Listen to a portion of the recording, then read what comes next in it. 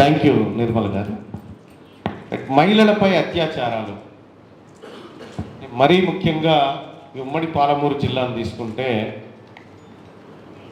2023-24 సంవత్సరంలో NCRB national crime records bureau లెక్కల ప్రకారం 225 మంది మహిళలపైన అత్యాచారాలు జరిగినాయి ఈ జిల్లాలో. అలాగే ఉమెన్ ట్రాఫికింగ్ జరిగింది. ఈ జిల్లాలో మహిళలపైన దాడులు విపరీతంగా జరిగినాయి.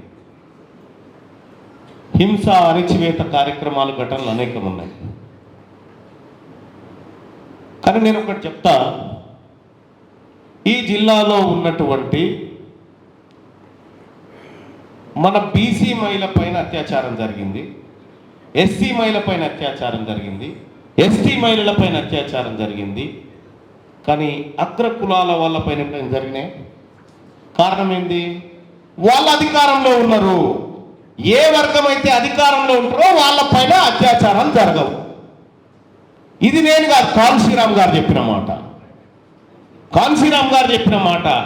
ఏ వర్గాలైతే అధికార పీఠం మీద కూర్చుంటాయో వాళ్ళ ఆడపిల్లల వైపు కన్నెత్తి చూడడానికి సమాజం భయపడుతుంది.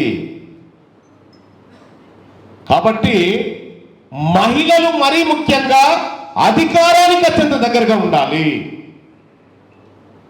ఇవాళ మహిళలకు 33% రిజర్వేషన్. ఈ జిల్లాలో దాదాపు ఒక 4 సీట్లు వాళ్ళకి రిజర్వ్ అయితే, 4 లేదా 5 సీట్ల వరకు మహిళలకు రిజర్వ్ అయితే, మరి ఏ మహిళలు మహబూబ్ నగర్లో ఉన్న ఏ మహిళలు అన్నట్టు వాళ్ళు? వర్ణికారెడ్డి, అరుణారెడ్డి, సీతా దయాకర్ రెడ్డి వీళ్ళు అన్నట్టు అని అనుకుంటారు వాళ్ళు.